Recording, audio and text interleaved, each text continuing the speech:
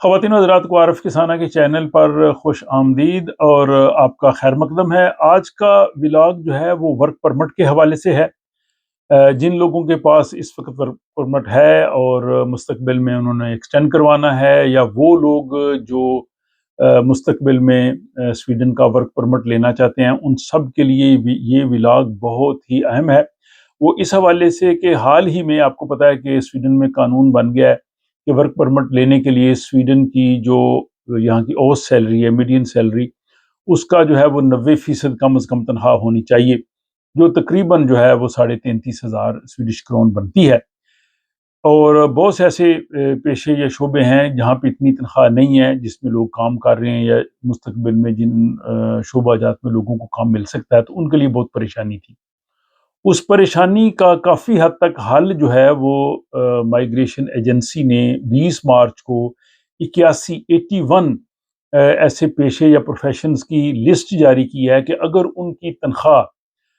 اس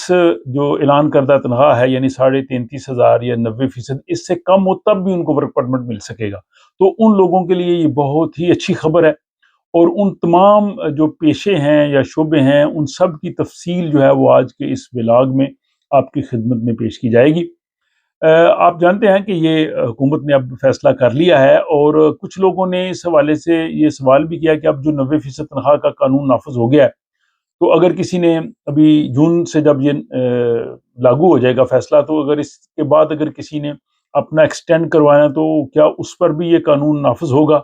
تو ان سب کے لیے یہ وضاحت ضروری ہے کہ 6 مہینے کا حکومت نے جو ہے وہ ان کو گریس پیریڈ دیا ہے، یعنی دسمبر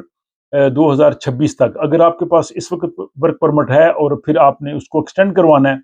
تو اگر آپ دسمبر سے پہلے درخواست دیں گے تو آپ پہ پہلے والا پرانا قانون نافذ ہوگا، یعنی جس میں 80% تنخواہ ہوتی تھی میڈین سیلری۔ لیکن یہ یاد رہے کہ جون کے بعد میڈین سیلری میں کچھ اضافہ بھی ہو سکتا ہے۔ بہرحال آپ لوگوں کے لیے جو پرانے اپلیکینٹس ہیں اور انہوں نے دسمبر سے پہلے اپنی درخواست جو ہے وہ ورک پرمٹ کی توسیع کے لیے، ایکسٹینشن کے لیے دینی ہے، انہیں جو ہے وہ 90% تنخواہ کی ضرورت نہیں ہوگی، وہ 80% تک ان کا کام ہو جائے گا۔ لیکن اگر جن لوگوں نے پہلی دفعہ ورک پرمٹ لینا ہے، یا اگر یہ جب گریس پیریڈ ختم ہو جائے گا اس کے بعد اگلے سال جا کے وہ ایکسٹینڈ کروائیں گے، تو ان کو بھی پھر جو ہے وہ 90% تنخواہ دینی پڑے گی۔ اور 90% تنخواہ ابھی جو ہے وہ 33,390 سویڈش کرون ہے، لیکن جس پہ پہلے بھی بات ہوئی ہے کہ آگے جا کے جون میں جب سویڈن میں ہر سال نئی تنخواہ کا اعلان ہوتا ہے، جون کے وسط میں یہاں کا جو ادارہ شماریات ہے وہ اعلان کرتا ہے، تو پھر جا کے جو ہے وہ نئی تنخواہ کا پتہ چلے گا۔ اور یہ کافی ہائی تنخواہ ہے، اور اس پہ سویڈن کی 192 میونسپلٹیز سے جب پوچھا گیا، ان میں سے 50 نے تو اسٹریٹ فارورڈ کہا کہ یہ بہت زیادہ تنخواہ ہے، اور ہمیں جو ورکر چاہیے ہیلتھ کیئر میں، بزرگوں کی دیکھ بھال کے لیے، باقی شعبہ جات کے لیے لوگ نہیں ملیں گے، تو یہ جو ہے وہ کچھ پیشے ایگزیمپٹ ہونے چاہیے۔ اور یہ کافی عرصے سے اس پہ کام جاری تھا۔ سویڈن کا جو دفتر روزگار ہے، آربیٹس فارمیڈلنگ، اور جو مائیگریشن ایجنسی ہے، یہ دونوں مل کے کام کر رہے تھے، اور حکومت نے ان کو کہا تھا کہ آپ ہمیں ان شعبہ جات کی فہرست دیں جن کی سویڈن کو ضرورت ہے بہت زیادہ، اور جہاں لوگ نہیں ملتے، اور وہ اتنی تنخواہ جو ہے وہ دینا بھی پاسبل نہیں ہوتا اداروں کے لیے، اور وہ کم تنخواہ ان کی ہونی چاہیے۔ تو یہاں جو مائیگریشن ایجنسی ہیں، انہوں نے 3 فہرستیں بنائی ہیں۔ ایک فہرست بنائی ہے جس میں 21 شعبے ہیں، 21 پروفیشنز ہیں، وہ ہیں کہ ان کی بہت زیادہ کمی ہے، ان کی بہت زیادہ ضرورت ہے، تو انہوں نے حکومت کو کہا ہے کہ یہ 21 تو لازمی کریں۔ دوسری فہرست ہے جو درمیانی نوعیت کی کہہ لیں، اس میں 55 شعبے ہیں کہ ہاں اس میں کچھ مزید انہوں نے پیشے شامل کیے ہیں۔ اور تیسری فہرست جو لمبی بڑی ہے وہ 81 ہے، اس میں جو 21 اور 55 ہے وہ بھی شامل کر کے کچھ اور انہوں نے شامل کیے ہیں، اور اس طرح سے یہ 81 شعبے بنتے ہیں، جن میں زیادہ تر ٹیکنیکل سروس اور دوسرے ہیں۔ میں ان سب کی تفصیل آپ کی خدمت میں پیش کرتا ہوں، اسے آپ بغور سن لیں تاکہ آپ کو اندازہ ہو سکے گا کہ کون سے ایسے پروفیشنز ہیں جن کی جو ہے وہ تنخواہ اگر یہ 33,390 جو بھی آئی ہے، یا 90% اس سے کم بھی ہو، تو ان کا کام چل جائے گا۔ تو اب ہم پہلی فہرست کی بات کرتے ہیں، جس میں 21 ترجیحی شعبے ہیں جن کو پرائرٹی دی گئی ہے، جن کی بہت شدید کمی ہے، اور یہ جناب 2025 سے 2026 تک انہوں نے ساری درخواستوں کا جائزہ لیا، اور اس کے بعد انہوں نے کہا جی کہ یہ شعبہ جات ہے. اب ان کی جو شعبہ جات کی ریکوائرمنٹس ہیں وہ ہر ایک کی اپنی اپنی ہیں. کسی کے لیے سویڈش لینگویج چاہیے, کسی کے لیے سرٹیفکیٹ چاہیے, وہ الگ ہے, لیکن میں آپ کو وہ پیشے بتا رہا ہوں. سب سے پہلے ہے جی پرائمری اسکول ٹیچرز. دوسرا جو ہے وہ کیمسٹری اور کیمیکل جو ٹیکنیشینز ہیں ان شعبہ جات کے. پھر ہے جناب لیب انجینئرز, لیبارٹری انجینئرز. اس کے بعد آئی ٹی آپریٹنگ ٹیکنیشینز.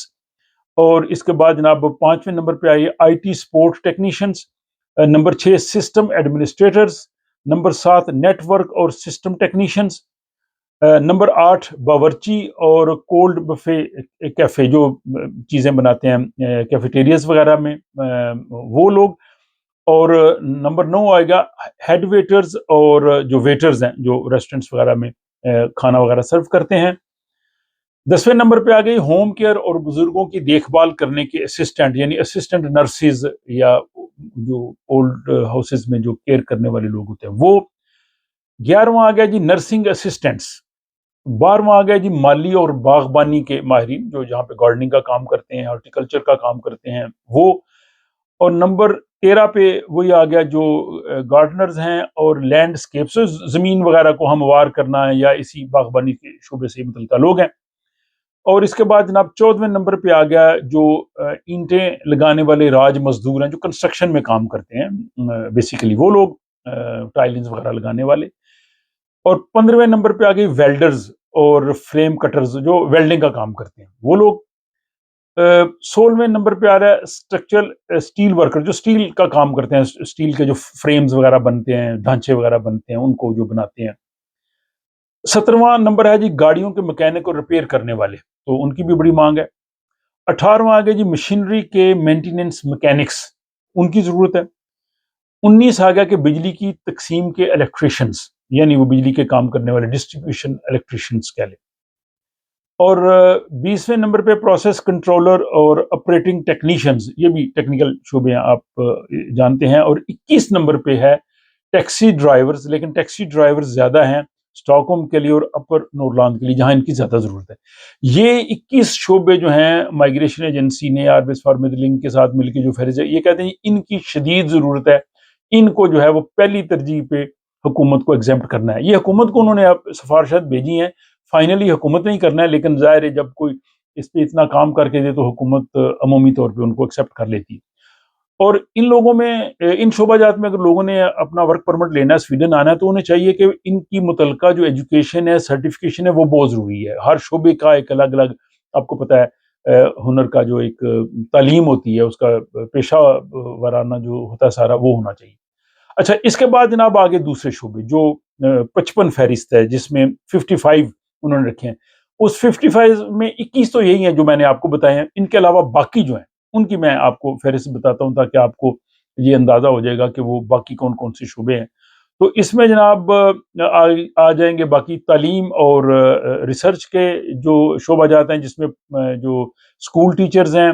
اور جو ڈاکٹریٹ کرنے والے طلبہ ہیں اور دیگر یونیورسٹی اور ہائر ایجوکیشن میں کام کرنے والے لوگ. پھر جناب صحت کے شعبے میں کام کرنے والے لوگ ہیں, اسپیشلسٹ کیئر ہے, نرسنگ جو کے شعبے میں کام کرنے والے لوگ ہیں, بایو میڈیکل انالسٹ جو لیب میں کام کرتے ہیں جہاں پہ آپ خون وغیرہ یا دوسرے دیتے ہیں چیزیں ان کا تجزیہ کرتے ہیں, بی ایم اے. اس کے بعد آگے ڈینٹل ٹیکنیشینز آگے, آرتھوپیڈک انجینئرز آگے, ویٹنری نرسز جو کہ جانوروں کے ساتھ کام کرنے والی نرسز ہوتی ہیں, نرسز ہیں. اس کے بعد جناب آئی ٹی ٹیکنیشینز آگے, آپریٹنگ ٹیکنیشینز آگے, support technicians, system administrators, network اور سسٹم ٹیکنیشینز,